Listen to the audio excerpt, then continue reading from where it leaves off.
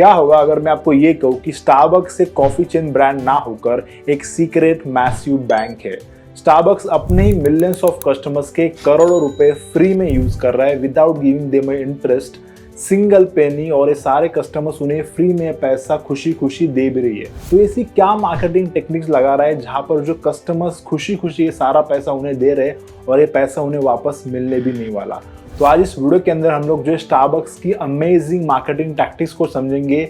और देखिए दोस्तों, आजकल के बिजनेस डायनामिक्स काफी ज्यादा तेजी से बदल रहे हैं। अगर बिजनेस उन चीजों को अडेप्ट नहीं करेगा, टेक्नोलॉजीज को अडेप्ट नहीं करेगा, वो जल्दी आउट ऑफ बिजनेस हो सकता है। जैसे रिलायंस के केस में रिलायंस ने बहुत जल्दी अडेप्ट कर लिया कि उन्हें समझ में आ चुका था कि यार ऑयल की डिपेंडेंसी ग्लोबली कम होते जा रही है। तो उनका मेजर चंक जो पहले ऑयल से आता था, अब जो है उन्होंने बहुत सारा अलग अलग बिजनेस के अंदर वर्टिकल और हॉरिजॉन्टल ऐसे जो है इंटीग्रेशन करना शुरू कर दिया, जहां पर वो जो अलग अलग बिजनेस के अंदर एंटर कर रहे हैं और यहाँ पर अपना पोर्टफोलियो उन्होंने सेव बना लिया, बेसिकली डाइवर्सिफाई कर दिया। और रिसेंटली दोस्तों उन्होंने जियो फाइनेंशियल की शुरुआत की थी। अब लोगों को डाउट था कि ये बजाज फाइनेंस की मोनोपोली क्या तोड़ पाएगी या फिर नहीं, बिकॉज बजाज फाइनेंस एक बहुत ही स्ट्रॉन्ग एनबीएफसी है।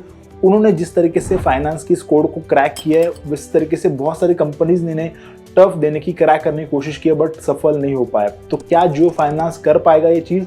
बट रिसेंटली न्यूज आई कि वो जियो फाइनेंस एसेट मैनेजमेंट इंडस्ट्री के अंदर डिस्टर्ब करने के लिए ब्लैक रॉक के साथ पार्टनरशिप करने जा रहे हैं। ब्लैक रॉक, अगर आपको नहीं पता है, ये बहुत ही इंटरेस्टिंग कंपनी है, दुनिया की one of the most powerful और इन्फ्लुएंशियल कंपनी है, जो कि हर एक कंपनी के ऊपर कहीं ना कहीं डायरेक्ट या फिर इनडायरेक्ट स्टेक रखती है, उन्हें कंट्रोल करने की पावर रखती है। तो जाके आप इस केस स्टडी को देख सकते हो, जिसके ऊपर हमने जो ब्लैक रॉक की कंप्लीट केस स्टडी को कवर किया था। तो चलिए यार आज की इस वीडियो के अंदर स्टारबक्स की इस बिजनेस मॉडल को समझते हैं। दोस्तों, स्टारबक्स की शुरुआत 1971 में हुई थी। ये दुनिया का one of the most popular coffee shop chain brand है, जहां पर इनकी कॉफीज के रेट काफी ज्यादा एक्सपेंसिव होते हैं। बेसिकली ये जो इलीट क्लास कस्टमर्स को सर्विस देने की कोशिश करते हैं। अब 2009 में स्टारबक्स की मैनेजमेंट ने एक बहुत ही जबरदस्त मार्केटिंग टैक्टिक्स खेली, जहां पर उन्होंने जो अपना एक एप्लीकेशन लॉन्च किया था, बेसिकली एक वॉलेट लॉन्च किया था, जहां पर कस्टमर्स अपने पैसे वहां पर क्रेडिट कार्ड या फिर डेबिट कार्ड के थ्रू डिपॉजिट कर सकते हैं। और उस वॉलेट के थ्रू अगर वो जो पेमेंट करेंगे स्टारबक्स के अंदर, किसी भी स्टोर के अंदर,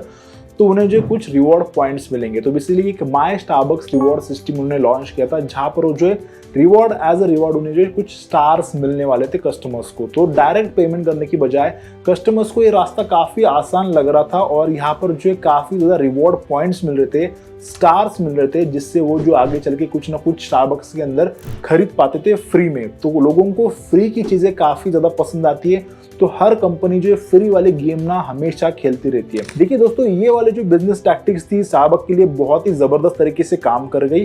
पहली बात तो कस्टमर्स का इसके अंदर काफी ज्यादा बेनिफिट था, बिकॉज कस्टमर्स को रिवॉर्ड पॉइंट्स मिल रही थी। डायरेक्टली पेमेंट करने के बजाय अगर वो वॉलेट के थ्रू जाते तो यहाँ पर उन्हें जो रिवॉर्ड पॉइंट्स मिलते हैं, जिससे वो जो आगे चल के कुछ भी खरीद पाते थे। तो दूसरी चीज, यहाँ पर वॉलेट के अंदर एक बार पैसे डिपॉजिट करने के बाद कस्टमर विड्रॉ नहीं कर पाते थे। तो यहाँ पर विड्रॉ का कोई ऑप्शन नहीं है, तो उनके पास एक ही ऑप्शन था कि स्टारबक्स से किसी भी स्टोर के अंदर जाके कुछ भी खरीदने का, उस रिवॉर्ड पॉइंट्स को यूज करके। अब यहाँ पर नॉर्मल लोगों की टेंडेंसी ये होती है कि अगर समझो मान लो एग्जांपल के लिए 150 रुपए की कॉफी है, तो लोग 150 रुपए डिपॉजिट करेंगे वॉलेट के अंदर। बट उस केस के अंदर भी दोस्तों वहां पर जो है 150 रुपए की कॉफी परचेस करने के बाद आपको वॉलेट के अंदर कुछ रिवॉर्ड पॉइंट्स मिलेंगे, उसकी वैल्यू कहीं ना कहीं रुपीज के अंदर है। तो नॉर्मल लोगों की साइकोलॉजी ये होती है कि अगली बार जब भी समझो मान लो कोई एक कस्टमर वन टाइम विजिट करने भी गया होगा स्टारबक्स के अंदर, बट अगली बार जब उन एप्लीकेशन को खोलेगा, स्टारबक्स से इस वॉलेट को देखेगा, तो वहां पर उससे कुछ रुपीज दिखेंगे जो कि ऐसे ही पड़े। तो ह्यूमन साइकोलॉजी की पैसे कभी वो वेस्ट नहीं कराना चाहता, तो अगली बार वो अगेन विजिट करेगा स्टारबक्स के स्टोर को और वहां पर उस रिवॉर्ड पॉइंट्स को यूज करने की कोशिश करेगा। एंड दूसरी केस में दोस्तों काफी लोग जो बड़े बड़ी अमाउंट डिपॉजिट करते थे, बिकॉज उनका डेली यूज था, ऑफिस यूज वगैरह वगैरह के लिए, तो एक ही बार वो वॉलेट के अंदर पैसा डिपॉजिट करके रखते थे। और वैसे भी पैसे डिपॉजिट करने के ऊपर स्टारबक्स उन्हें रिवॉर्ड पॉइंट्स भी देता। तो यहाँ पर एक तरफ कस्टमर्स का काफी ज्यादा बेनिफिट हो रहा था स्टारबक्स के, बट दूसरी तरफ स्टारबक्स का भी एक बड़ा लॉयल कस्टमर बेस बन रहा था इस वॉलेट के एप्लीकेशन के थ्रू। तो यहाँ पर दोनों के लिए, कस्टमर्स और कंपनी दोनों के लिए विन विन सिचुएशन थी, और एक काफी बढ़िया बिजनेस मॉडल रहा। ये काफी सक्सेसफुल मार्केटिंग टैक्टिक्स रही जो स्टारबक्स के लिए काम कर रही थी। तो ये तो थी सिक्के की एक बाजू, बट सिक्के की दूसरी बाजू जिसके ऊपर किसी का भी ध्यान नहीं जा रहा था, उसे समझने के लिए हम जो पहले स्टारबक्स को समझ लेते हैं कि कितना बड़ा ब्रांड है, तो बेसिकली इनकी ग्लोबल प्रेजेंस से ग्लोबली 34,000 से भी ज़्यादा इनके स्टोर से 29 मिलियन से भी ज़्यादा इनके जो है वॉलेट के थ्रू आने वाले कस्टमर से बेसिकली एक लॉयल कस्टमर बेस है। एक इंडिया के अंदर इनके 340 से ज़्यादा स्टोर्स है जिन्हें जो टाटा ऑपरेट और मैनेज करता है। जैसे मैंने आपको कहा कि इनके 29 मिलियन कस्टमर्स है जो कि वॉलेट के थ्रू आते हैं, तो बेसिकली एक लॉयल कस्टमर बेस से इनके थ्रू जो रेवेन्यू एक रिपोर्ट के हिसाब से $10 बिलियन का रेवेन्यू इनके वॉलेट के जरिए आता है। जी हाँ दोस्तों, इतना बड़ा अमाउंट इनके वॉलेट के थ्रू ट्रांजैक्शन से आता है। बेसिकली एक रिपोर्ट ये भी है कि यूएस के अंदर जितना स्टारबक्स के वॉलेट को यूज़ किया जाता है ट्रांजैक्शन करने के लिए, उतना तो सैमसंग पे और एप्पल पे के एप्लीकेशन को भी यूज़ किया नहीं जाता है। इतना बड़े लेवल पे जो इनके लॉयल कस्टमर बेस है, अब यहाँ पर कहीं ना कहीं लोगों ने अपने अमाउंट डिपॉजिट करके तो इसके अंदर रखे होंगे। तो ये अमाउंट कितना है? तो देखिए दोस्तों, एक्टिव और नॉन एक्टिव दोनों कस्टमर्स को मिला के आज के टाइम पे वॉलेट के अंदर पैसा जो पड़ा है इसका वैल्यू है $1.6 बिलियन।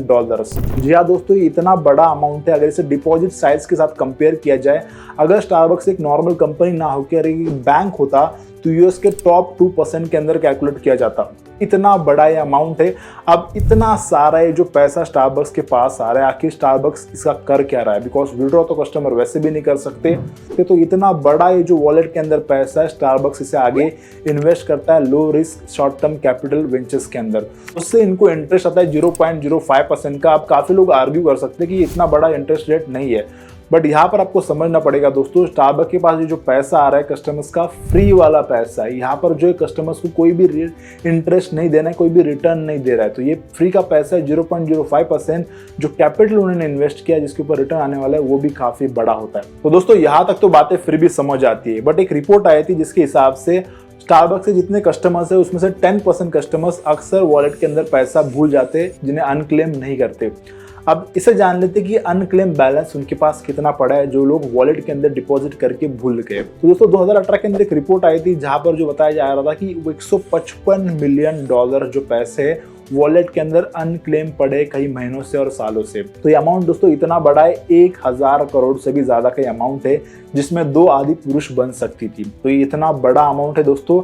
अब इसका हकदार कौन है आप मुझे कमेंट के अंदर जरूर बताना, बट अभी के लिए तो स्टारबक्स ही इसके ऊपर हक जताता है। बिकॉज दोस्तों एक बैंक नहीं है, बिकॉज अगर ये बैंक होता तो इसके ऊपर अलग रिस्ट्रिक्शन लगाए जाते कंट्रीज और अथॉरिटीज के थ्रू। जैसे हमने कुछ महीने पहले देखा था इंडियन बैंक्स ने 35,000 करोड़ से भी ज्यादा का जो अमाउंट है आरबीआई को ट्रांसफर किया था, जो उनके पास पड़ा था पिछले 10 सालों से, जिसे कोई भी क्लेम नहीं कर रहा था। तो दोस्तों बैंक के ऊपर ऐसे रिस्ट्रिक्शन लगाए जाते हैं बिकॉज वहां पर जो लोगों का हार्ड अर्न मनी इन्वॉल्व होता है, जो लोग पाई वहां पर जो जमा करते हैं। तो वैसे तो बैंक को वैसे भी आपको रिटर्न देना पड़ता है, कोई भी जो सेविंग अकाउंट के अंदर रखता है जो भी बेसिक इंटरेस्ट होता है वो आपको देना पड़ता है कस्टमर्स के लिए, और उसके बाद जो भी अनक्लेम बैलेंस पड़ता है उसके ऊपर भी ट्रैकिंग होती है, उसके ऊपर भी रेगुलेशन होता है।